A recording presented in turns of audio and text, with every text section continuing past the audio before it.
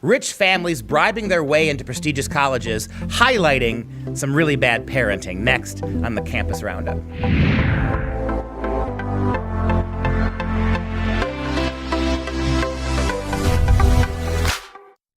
Hello, I'm Dr. Duke, and this is the Campus Roundup at the College Fix. This week, we're going to discuss the topic of buying your way into elite universities. To talk more about this, we welcome Jennifer Cabani, editor of the College Fix. Jen, this is a big story, and there are a lot of different angles on this, and I kind of like yours. Tell people what you brand this particular scandal.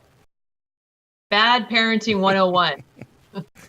I mean, look, parenting is all about teaching your children how to succeed in life. And you don't teach your children how to succeed in life by holding their hands and paving the road of front of them with gold and cash and, easy admittance places to Ivy League schools. You have to let them fail. You have to let them fall and get back up. That's the only way to real parenting is going to, create another generation of people who can handle adversity and face challenges head on. Yeah, I like the way you phrased it, income privilege, right? That's another way for the idea that these people are, and look, knowing who's been entrapped so far, the names that have been released, we could certainly say progressive privilege too. These are the same Hollywood types who are lecturing us about all of our evil ways and all of our missteps, who are seizing that brass ring. And when you see some of these kids, some of the kids who are talking, who have been bought into these schools, you ask yourself, these kids don't really even want an education. And then the whole college thing, yep, I'm living in a dorm with a roommate who's so sweet.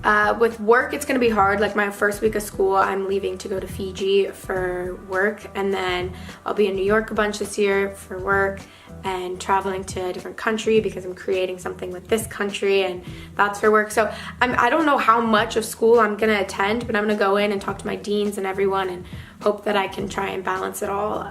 But I do want the experience of like game days, partying. I don't really care about school, as you guys all know. Tell your story. I mean, you're kind of a typical middle-class person in how you went to school, and it's night and day difference with what these Hollywood celebrities are doing. Yeah, I started off at a city college, and I was fine with that, and it was $30 a class. And I took my general education, your basic math and English, and then I took a bunch of different electives to see, what I was good at. I thought I might want to be an English teacher, but then I stumbled upon a journalism elective, and it was the easiest A I've ever gotten in my life. And I said to myself, maybe there's something here. And then when I transferred to San Diego State, a great state school, back in my day, this was almost 20 years ago, it was about $3,000 a semester, very reasonable. And I lived with my parents, and I waited tables to pay my way through college, and I was editor-in-chief of the Daily Aztec my senior year, and I really learned by doing, and graduated with no debt, and the rest is history.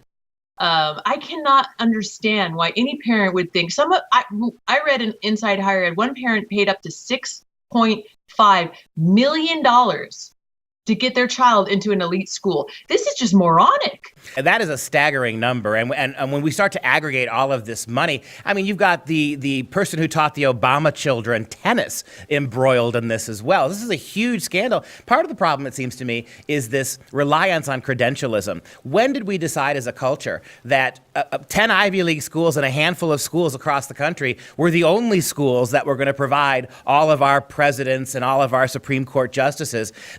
It's chasing after not an education. It's not chasing after self-improvement. It's simply chasing after a piece of parchment that has a certain logo stamped on it. This is absolute insanity when it comes to not just education policy, but as you said, how we're going to rear our kids and what kind of a culture we're going to be.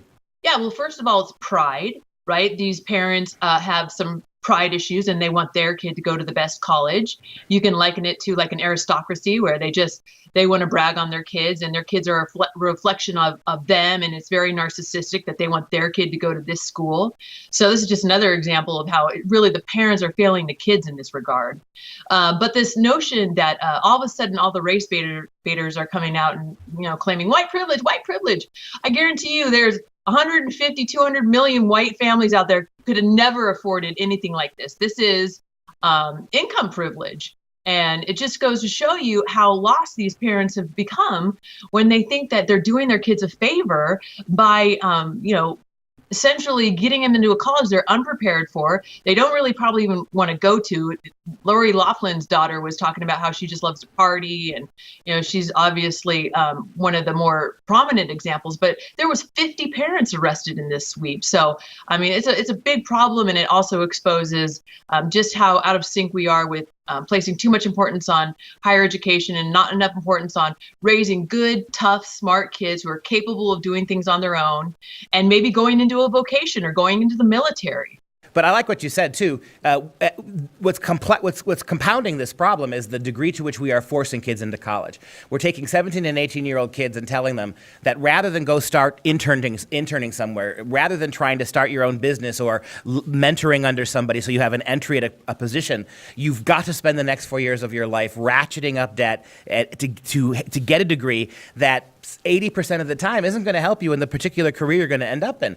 And so the fact that now we know that kids with college degrees are not necessarily going to be making lots more money than kids with only high school degrees, this becomes kind of it's cliquish. And it is a privilege thing. It's not necessarily white privilege. It's better to call it, like you said, income privilege or wealth privilege. But it's this idea that if you're Harvard and Yale, or these major universities like Stanford who are constantly preaching diversity and inclusion and equality, and you're taking legacy kids, my dad went to this school, so I get to go. Or you're taking, somebody puts a $6.5 million wing on your library and they get to go. I mean, if these colleges and universities really stood by what they preach, maybe instead of doing legacies for everyone, if your dad went to Harvard, maybe the son doesn't get to go, and 5 other kids who's never been there. If they're going to play that game, but when these universities are called on the carpet and they're asked to practice equity, they really don't do it.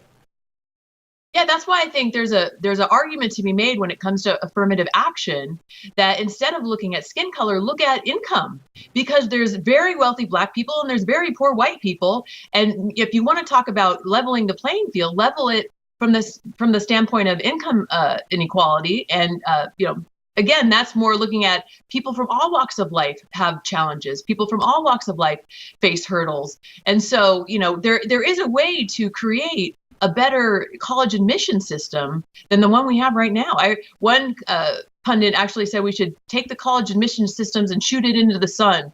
And it got a couple of laughs, but there's some truth to that because it's just a really broken system right now. Yeah, I agree. If progressives, particularly university progressives, are constantly lecturing us about how we restructure corporations, how we reconstruct our attitude to the environment, change everything collectively, why won't they look at themselves? I've been telling my university students, your university professors, they're getting you to go out and protest everything, right? Protest banks, protest car companies and gasoline companies. But where's the Occupy the Campus movement? Where is the movement for college kids to actually fight back against how needlessly expensive universities are, how much of these kids' tuition money is being spent on social justice initiatives that have nothing to do with why they came to campus in the first place? Yeah, which again, I have to circle back to the parents. If the parents are buying into this notion that their kid life begins and ends at what college they get into and, college. It's like, man, hey, parent, there's a lot more to life than just what college your kid gets into. I mean, we don't want to talk about holistic parenting and teaching your children about a bigger perspective. Look, life's tough. There's going to be challenges ahead. There's hurdles ahead. Nobody has smooth sailing all around. And if you do not prepare your children for failure, rejection, learning how to pick yourself back up after having a tough time, you're not doing a good job as a parent. I mean, we have got to do a better job of preparing our children for the real world. And maybe that's why they act like, spoiled toddlers when they get there, because their parents have treated them like that the whole time. I think that's exactly right. The great Robbie George at Princeton University, we had him. We were fortunate to have him on this very show. He tweeted something very important. He said, "Hey, moms and dads, psst, let me tell you, and let me not speak too loudly because I don't want my university to hear. But you know what?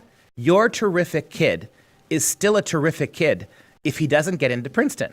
And, when you hear that kind of advice from somebody who's been on the inside and fighting the culture wars as long as Robbie George is, I think we should listen to this, that Princeton is not the end all and the be all, that the vast majority of successful people in this country, the vast majority succeeded at either universities outside the elite or without going to universities at all. You look at the numbers, overwhelmingly that's true, and yet there seems to be this chasing after stature and chasing after name recognition that drives much of this.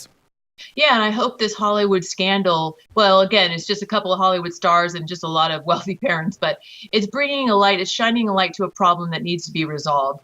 That this hyper focus on, elite schools and higher education, and really the Ivies are some of the worst colleges out there. I mean, they're left of Attila the Hun. I mean, they're so radically socially progressive.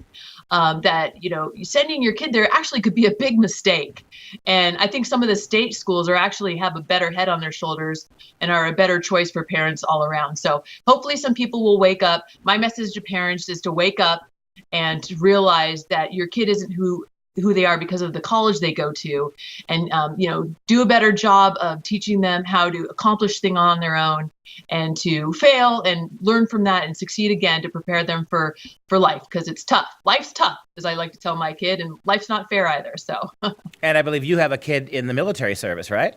I do. I have a son, and he's a Marine, right. And I'd like to think that my telling him life's not fair for 10 years finally paid off, and he realized as he was being yelled at by his drill instructors, they sounded a lot like mom. And I'm right. I'm sure you prepared him well for those tough choices. Jennifer Kabani, it's always a great pleasure. Be sure to stay up on all the latest news and information from the College Fix by joining us on all of our varied social media platforms. For the Campus Roundup, I am Dr. Duke, and we'll see you next time.